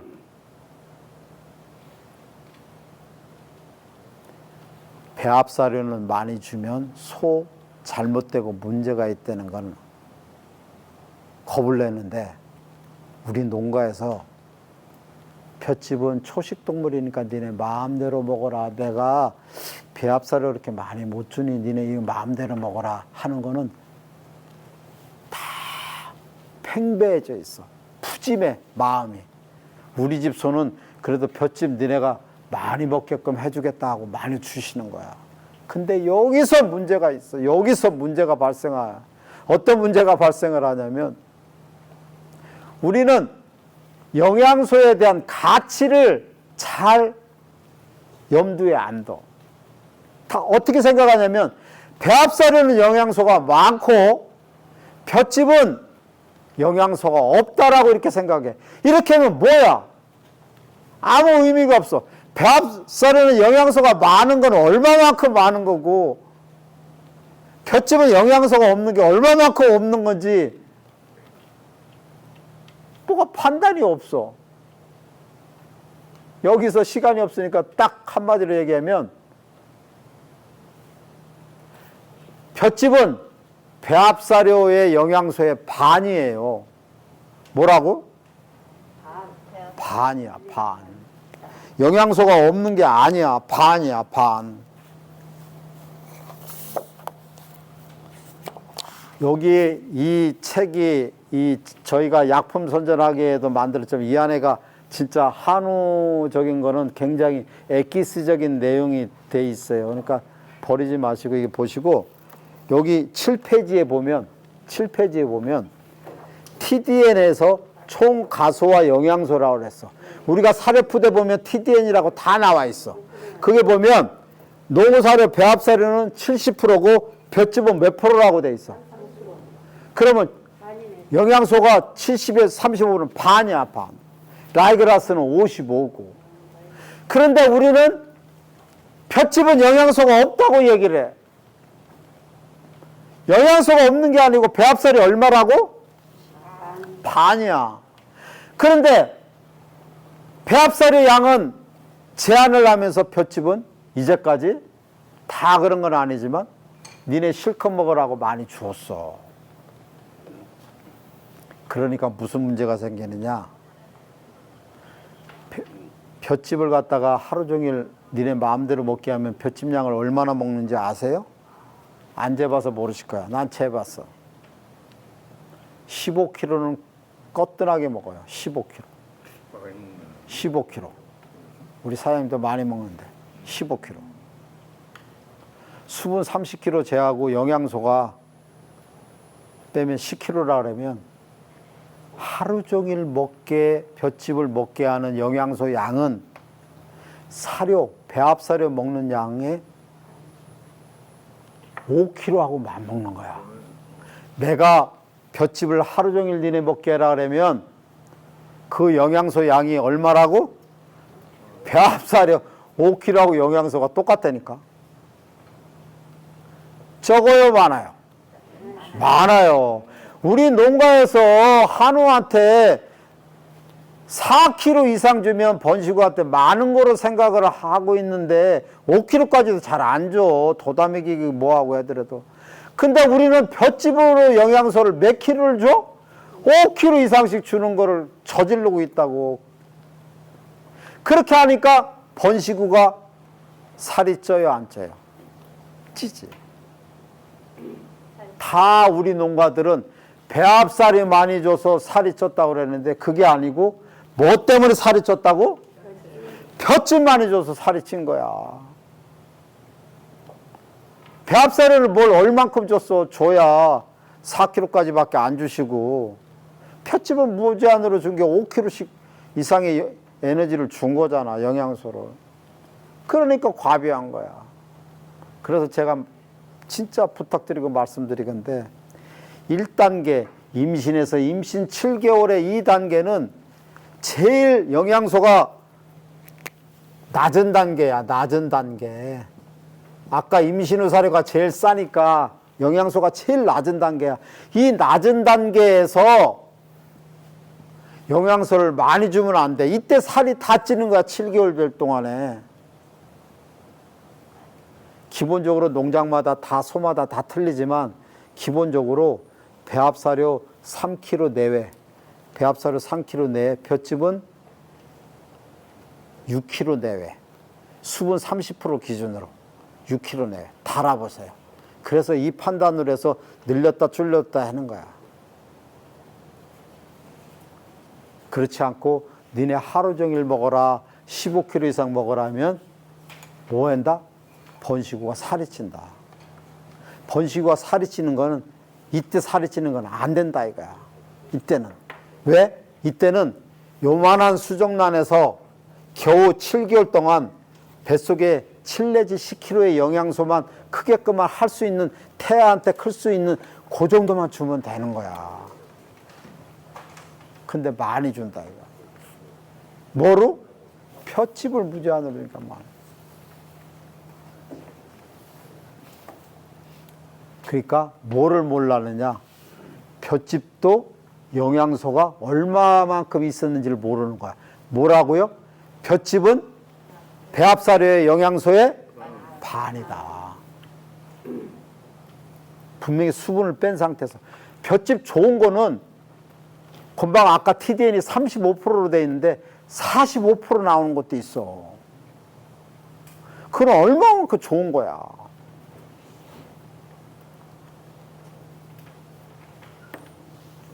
그러니까 볏짚을 무제한 주면 안 된다. 제한해서 줘야 된다.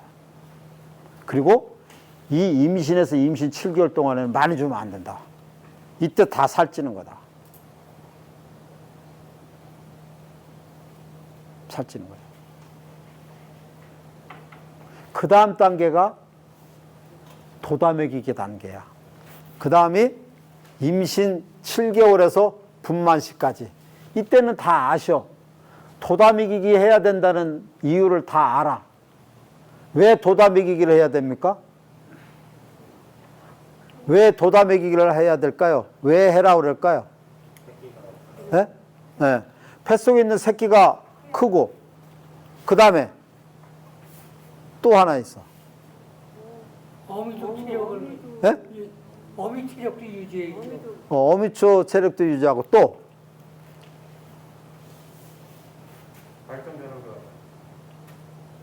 임신해서 임신 7개월이니까 새끼가 있는 게 발정을 안 해요. 네. 좋은 초유를 만들게 하기 위해서. 뭐라고? 좋은 초유를 만들고. 두 가지 이유. 도다먹이기를 하는 이유는 뭐라고? 뱃속에 있는 태아를 크니까 영양소로 공급이 되고, 또한 면역력이 공급이 되고 해서 튼튼한 태아로 거듭나는 거고, 또 하나는 좋은 초유를 만들게 하기 위해서. 좋은 초유를 두 가지 이유로 도다먹이기를 하는 거야. 도다먹이기는 얼마만큼 더 주는 거예요? 배합사료를 1kg 전후로 해서 더 주는 거야. 볏짚도 1kg 전후해서 더 주는 거야. 아까 저게 배합사료를 갖다가 3kg로 하고 볏짚을 6kg 하면 이때는 배합사료를 4kg 범위 내에서까지 주고 볏짚을 7kg 정도 해서 줘야 돼. 수분 30% 기준으로. 그래서 도다먹이기는 다 알아. 도다먹이기는. 그 다음이 문제야. 우리나라의 문제가 그 다음이 문제야. 그게 뭐냐면 이 3단계.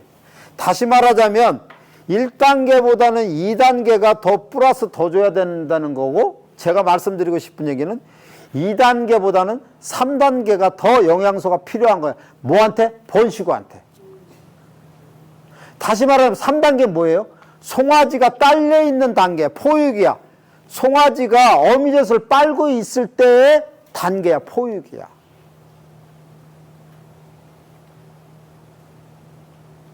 젖소도 마찬가지고 한우도 마찬가지고 송아지 딸려 있는 어미소는 살이 쪄요?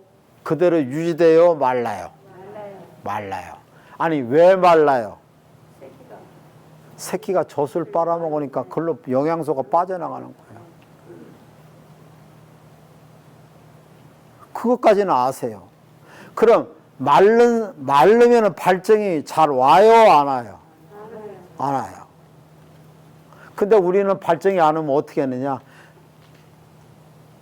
옛다 모르겠다고 루테라이스나 강제적으로 놓는 주사를 놓는다.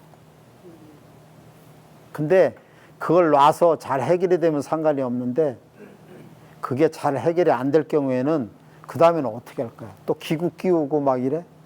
이게 문제가 되는 거야. 그래서 어느 정도의 영양소는 마르긴 하더라도 이때 영양소를 갖다가 공급을 해주는 방법을 우리가 알아야 돼.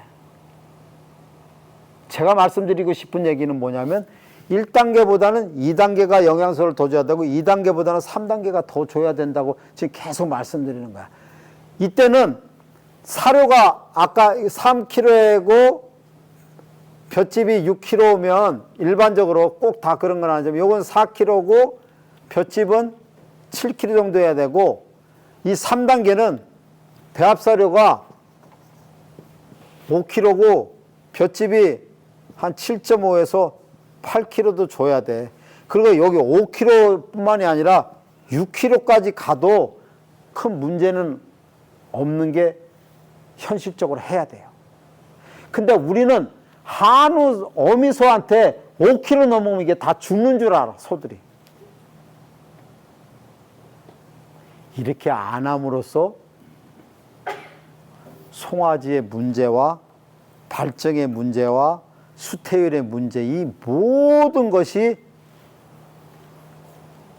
여기에서 여기에 문제가 있으니까 일어나는 거야, 폭발적으로. 여기서.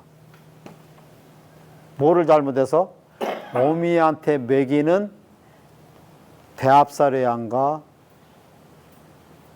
볏짚 양이, 볏짚 양은 적진 않아. 배합사료 양이 특히 적으니까 발정도 안 오고 송아지 설사도 하고 여러 가지 문제가 생기는 거예요. 제가 말씀드려 볼게요. 하나하나.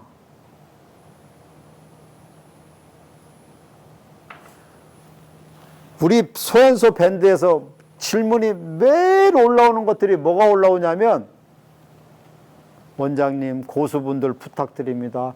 우리 집 송아지가 낳았는데 15일 됐어요. 사진 탁 올려가지고서 이렇게 회백색으로 돼가지고 순두부 퍼질러 놓은 것처럼 해가지고 송아지들이 이렇게 한 거 사진까지 딱 올려가지고 우리 집 송아지가 15일 됐는데 변이 이런 상태로 나는데 이걸 어떻게 해결해야 됩니까? 고수분들이나 원장님 답변을 부탁드립니다.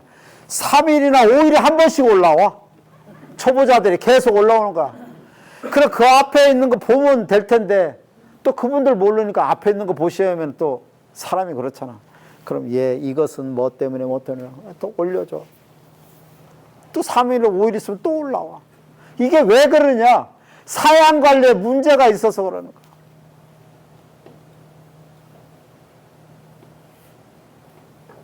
우리 저 남자 사장님 아까 남자 사장님 제 유튜브 보셨죠? 예. 네. 성함이 그러면 송아지가 태어나가지고 한 15일 전후돼가지고 변이 이 순두부처럼 허여스름 노르스름한 건 뭐 때문에 그렇다 그랬어요? 원인이. 왜 송아지가 변을 갖다가 이 허여스름 노르스름하게 이렇게 눕니까? 예? 그렇지. 소화가 안 되지. 그건 말은 되네. 예. 뭐 때문에 어떤 소화가 안 돼서 그런 거예요? 우유가 많아요. 예? 우유가 많아서?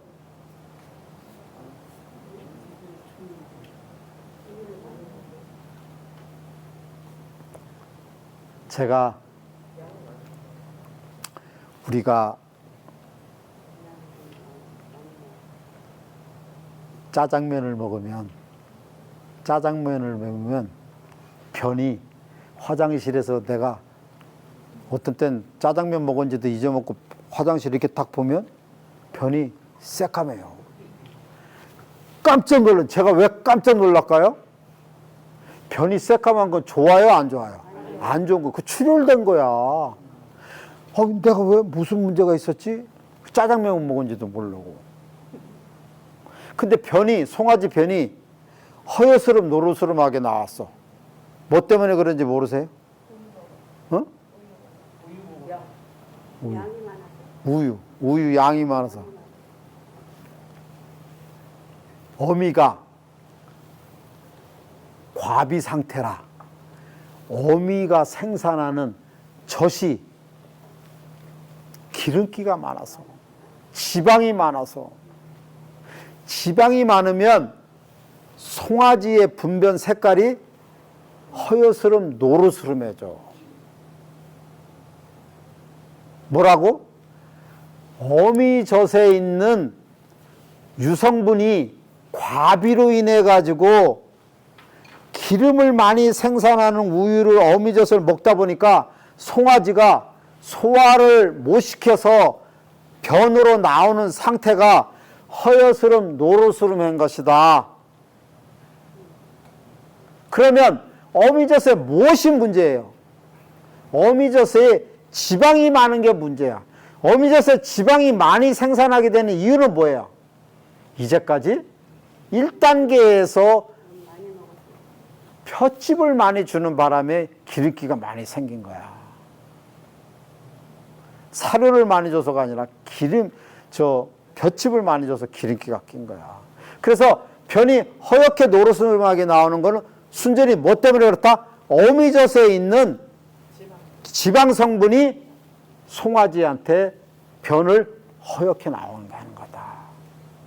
이게 계속 질문이 올라오는 거야. 그러니까 우리나라는 대부분이 뭐가 잘못됐다? 배합살의 양은 제한을 하는데 볏짚은 마음껏 미기고 있다. 특히 저 호남 지방이 많이 해요. 거기가 이 조사료가 풍부해요.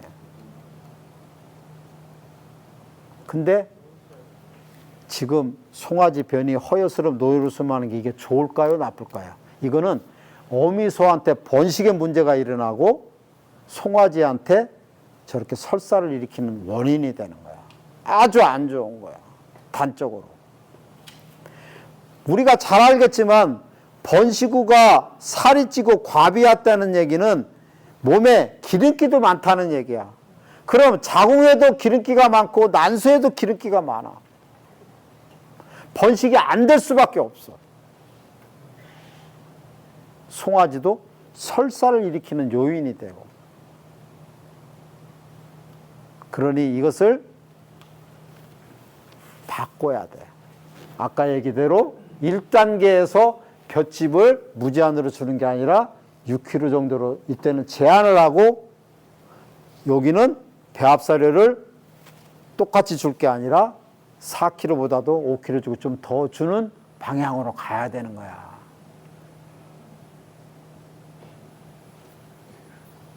근데 우리는 이렇게 안 해. 송아지 설사한다는 이유로 어미소한테 배합사료 양을 도다매기 할 때보다도 덜 줍니다. 이 4kg까지는 주는지 몰라도 이때 더 줘야 되는데 덜 줘요. 왜? 송아지 설사한다 이거야. 그러니까 안 주는 거야.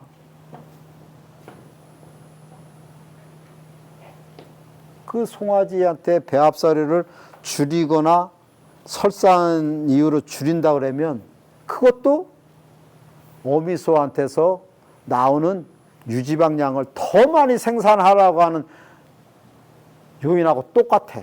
뭐냐면 우리 사장님들이 배합사료를 갖다가 덜 주면 그 소는 어떻게 반응하냐면, 우리 주인님께서 배합사료량을 더 주니 내 송아지의 생명을 위해서라도 내 몸을 깎아가지고 영양소를 보충시켜줘야겠다. 어떻게 보충시키냐? 내 몸에 있는 기본적으로 혈당이라는 영양소를 1차적으로 보내고, 두 번째로는 뭘 보느냐? 내 몸에 있는 기름기를 갖다가 동원시켜가지고 송아지한테 내가 생명을 받쳐주겠다고 하면서 기름이 더 많이 나오는 거야.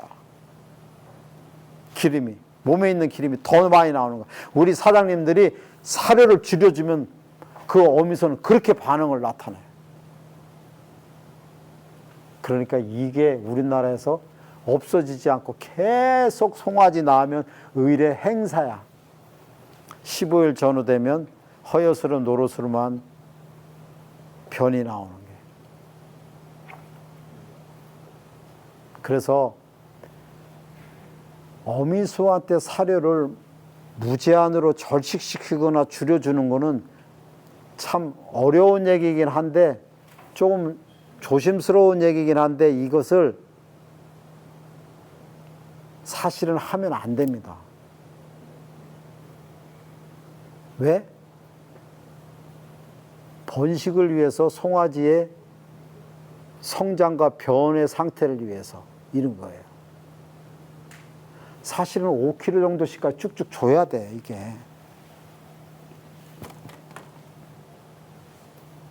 그래서 제가 농가분들한테 요새 계속 저기 하는 게 뭐냐면, 강조하는 게 뭐냐면, 이 포유기 때에 먹이는 걸 갖다가 너무 덜 주면 절대로 발정 안 하게 돼 있어. 발정 안 하게 돼.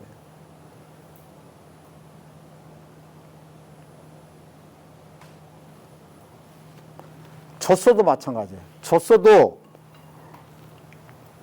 처녀소들이 분만한 초산들은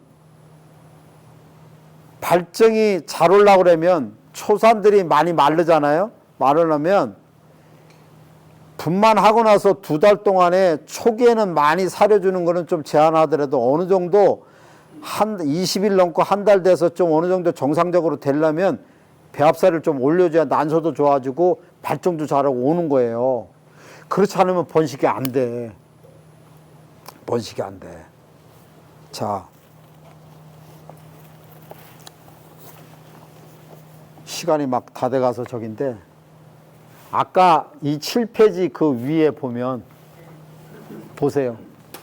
발정과 관련된 3대 요소라고 그랬어. 발정과 관련된 3대 요소.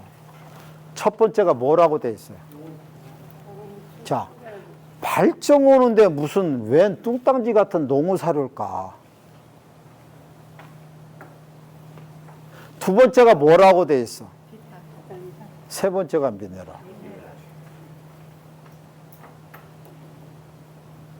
이거 제가 터무니없이 이렇게 얘기를 적은 게 아니야. 발정을 잘 올라게 하려면 젖소든 한우든 뭐가 필요하다? 첫 번째가 배합살. 둘째가 비타민 미네랄. 근데 우리는 송아지 설사한다는 이유로 뭐 한다는 이유로 배합살의 양을 많이 줄인다고. 그럼 발정 잘하게 하려고 그러면 젖소든 한우든 어떻게 해야 되겠어요? 사료를 좀 더 줘야 돼. 우리 잘 알아. 어떻게 잘하냐면 한우 번식우들 나중에 비육시켜가지고 내려고 그러면 한쪽으로 몰아가지고 걔들한테 하는 일이 배합살의 양 많이 줘고 니네 많이 먹어가지고 육량 많이 늘리고 해가지고 니네 나한테 돈 좀 보태주고 나가야 된다 해가지고 배합살의 양을 많이 줘. 그럼 그때는 수정시키지 않는데도 발정이 잘 와. 왜? 우리가 배합살의 양을 많이 줬으니까. 경험했어요, 안 했어요? 네, 알아. 배합살이 많이 주고 발정이 오는 거 알아. 그런데도 그때는 안 와. 안 해. 그렇게 안 해. 또 예를 들어볼게요. 우리가 밥하고 반찬을 잘 먹고 비타민과 미네랄을 한두 알이가 영양제를 첨가제로 먹어야 우리가 건강해지지. 밥하고 반찬을 안 먹으면서 비타민하고 미네랄만 잔뜩 먹으면 건강합니까? 마찬가지로 소가 기본적으로 배합살에 어느 정도 먹고 볏짚 먹어야지 발정이 잘 오는 거지. 비타민하고 미네랄만 주구장창 주어가지고 발정이 잘 옵니까? 어떤 분은 나한테 대들어. 원장님, 나는 비타민과 미네랄을 갖다가 충분히 좋게 하고 영양을 쓰고 했는데 왜 우리 집 소가 발정 안 합니까? 내가 속으로 욕할 수는 없잖아. 에이구. 아니 사장님은 그러면은 밥하고 반찬은 안 드시면서 비타민하고 미네랄만 쳐드셔가지고 건강해집니까? 가로 닫고. 우리는 기본적으로 배합살에 대해서 그래도 어느 정도 해야 발정이 오는 거야.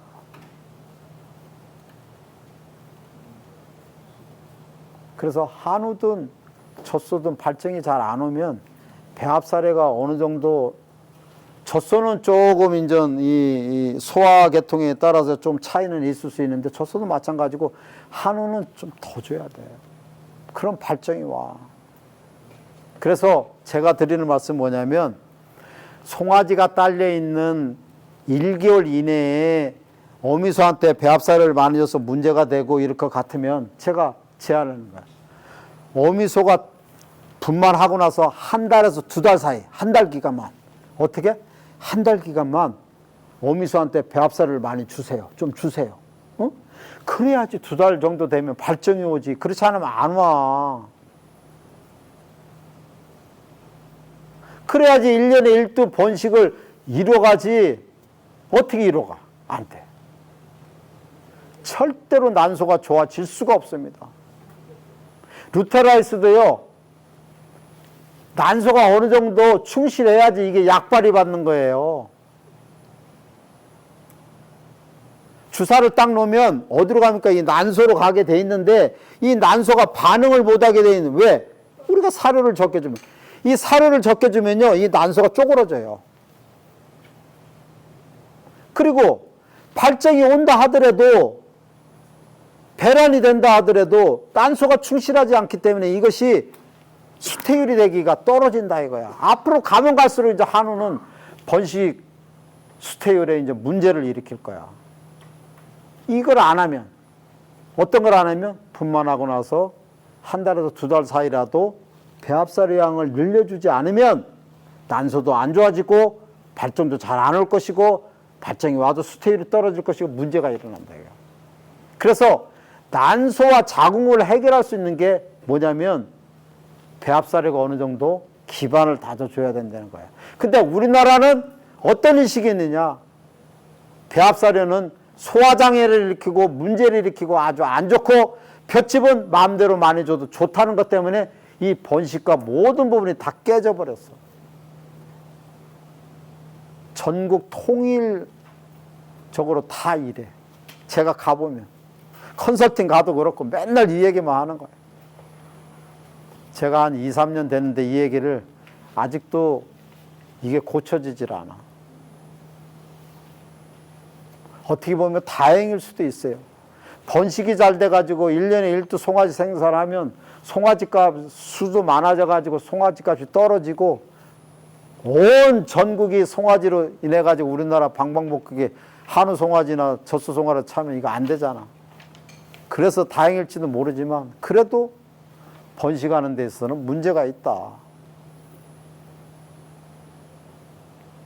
이제는 사료값도 비싸고 조사료값도 비싸고 남하고 경쟁해서 어떻게 하면 더 잘해야 되는 시기에 있습니다.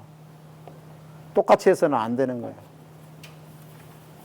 오늘 진짜 드리고 싶은 말씀이 아까 체온은 잊어먹지 말라고 그랬지만 이 분만 후에 발정 안 오는 문제는 일단 저 1단계에 있을 때 영양소를 볏짚 같은 거 이런 조사를 너무 과도하게 먹이면 안 된다. 그리고 그때 줄이고 이때는 배합사료양을 좀 줘가지고 발정의 3대 요소의 첫 번째가 뭐라고요? 농우사료, 배합사료양. 그것을 줘가지고 발정을 오게끔 할 수 있는 그런 걸 만들어야 번식도 잘 되고 수태율도 높아지는 거예요. 그러고 나서 안 된 다음에 루테라이스나 이런 주사를 놔야 되는 거지 그냥 무조건 그것도 안 하고 주사만 놓고 이러면 이거는 원칙에 어긋나.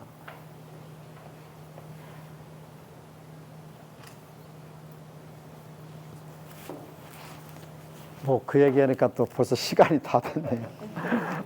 뭐 다 이런 얘기 좋은 얘기라도 일단 식사 시간이 되면 밥 먹는 게 제일 중요합니다.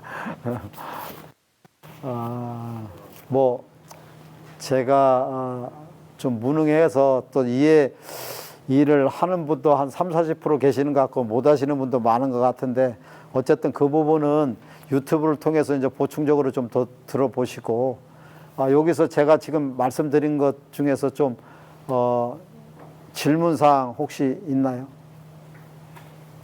지금 원장님, 예. 어떤 그 지역에 예. 수의사가 예전보다 지금 없잖아요. 예, 예. 이제 원장님들이 왕진을 하기 전에 예. 이제 독장에서 아주 그 아까 얘기하셨던 데도 그 정도 상승이나 분만 후에 못 일어나는 것을 예, 예. 그 응급 응급처치를 우리 농장들이 초기에 해가지고 예. 네, 못 오셨을 때 이거 예. 하루 연락을 하셨는데 예.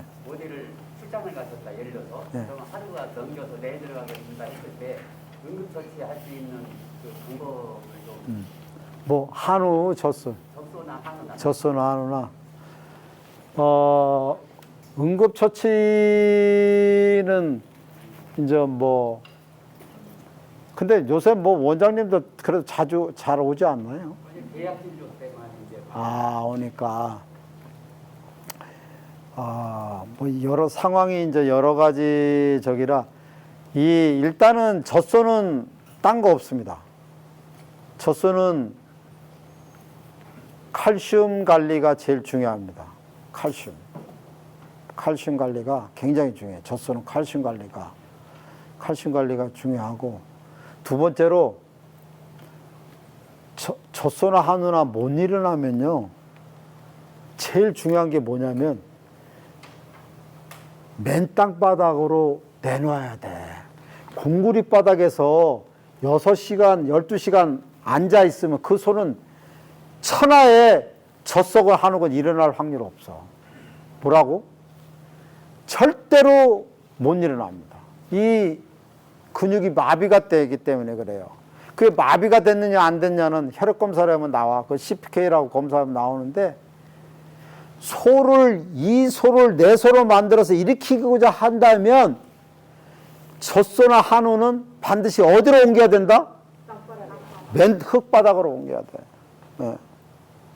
근데 꼭 소가 못 일어나는 있으면 또 그날이나 그 다음날 며칠 이내에 꼭 비가 와. 그거 참 희한해. 그러면 여기가 질퍽질퍽대고 해가지고 이제 문제가 일어나는데 어쨌든 흙바닥으로 옮겨야 돼. 흙바닥으로. 그리고 뭐 우리 조 이사님께서 말씀 잘하셨는데 이제 한우 같은 경우도 이제 급한 경우에는 이제 응급처치는 저는 그렇게 생각을 해요. 응급처치를 할 때 아까 제가 항생제 뭐를 쓰라고 그랬어요? 세프티오포. 세프티오포를 써야지 내가 좀 한다고 설파제나 항생제 썼다가는 특히 비육소 같은 경우 그거 썼다가는 큰일이야. 응? 진짜 24, 5개월 다 키워가지고 내가 다 키웠는데 6, 700kg 됐는데 이제 나가야 되는데 몇 달만 있으면 나가야 되는데 안 먹는다고 덜컥 페니실린하고 설파제를 놓은 거야. 그 상태 보니까 이 지방간이 생기고 고지혈증이 생겨가지고 이 경과가 안 좋을 수 있는 거야. 그 내라 그러니까 그때서 뭐라 그랬냐면 오늘 아침에 설파제 놨는데요. 끝난 거지 뭐. 그 소 뺏싹뺏싹 죽을 때까지 말릴 때까지 기다려야 되는 거지. 안타까워. 그래서 오늘 참 중요한 얘기가 소염제를 너무 많이 사용하지 말라는 것도 중요하지만 항생제 선택을 잘해야 되는 것도 진짜 중요한 거예요.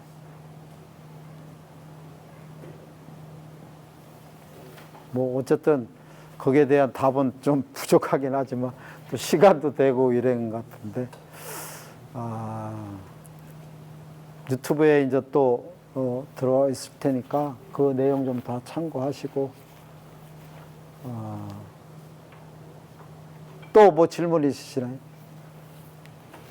네, 어쨌든 뭐 그래도 잘 들어주셨습니다. 제가 이렇게 눈빛 보니까 한두 가지 정도라도 다 이해하시고 절대로 체온은 38.5도다 잊어먹지 말아야 되고 번식우한테서는 배합사료가 발정 오게 하는데 중요한 요소가 된다. 그리고 체온 그 다음에 소염제는 너무 많이 쓰면 안 된다. 그래 항생제 선택은 세프티오보다 뭐 그런 얘기들을 했어요. 예. 젖집하고 예? 옥수수 그 사일리지하고 좀 차이가 있나요? 옥수수 사일레즈는요 전 세계에서 제일 좋은 사료예요. 응? 배합사료 볏짚을 다 통틀어서 이 옥수수 N시리즈로 먹이면 이 번식우들한테 최고예요. 하기가 힘들어서 그렇지 하시면 좋아요. 예, 하시면 영양소가 좋아요. 그럼 3단계에서 양을 얼마나 3단계에서 그러니까 그거는 소마다 다 틀린데 예? 한박개수 그러니까 한박개수도 이게 무게를 재봐야지. 무게를 했어요. 그러니까 저는 제가 생각하기에는 한 박개수가 콱콱 누른 거하고 안 누른 거하고 또 차이. 예? 10kg 안 가. 안 나와. 절대로 안 나와. 예. 그러니까 제가 저기 했는데 어쨌든 내가 잘하고 있느냐 못하고 있느냐는 뭐냐면 번식은 뭐예요? 분만하고 나서 한 3, 40일 정도 돼가지고 이소들이 발정 오느냐 안 오느냐만 판단하면 되는 거야. 우리 집 소가 분만하고 나서 한 3, 40일에 발정이 대부분이 한 80%가 오고 수태율이 60일에 70일 될 때 한 번 들어갈 때 7, 80% 넘어가면 잘 오는 거야. 그것만 판단하면 되는데 그게 만약 안 된다가 뜨고 발정이 좀 늦는다 그러면 지금 하시는 거에 옥수수 엔실에 좀 더 주시면 되는 거야. 그 외에서는 뭐 저기 제가 명함 드렸으니까 전화를 하세요. 내가 그건 답변을 해드릴 테니까. 어쨌든 뭐 이 한우나 젖소도 이게 끝이 없습니다. 공부할 끝이 없고 제가 그냥 이 원고 없이 되려면 18시간 계속 할 수도 있어요. 근데 뭐 그건 다음에 또 하기로 하고 어쨌든 잘 들어주셔서 감사합니다. 이만 물러가겠습니다. 감사합니다. 아까 한 장 있는 거 들었어요. 오늘 열정적으로 강연해주신 김재경 박사님께 다시 한번 큰 박수 부탁드리겠습니다.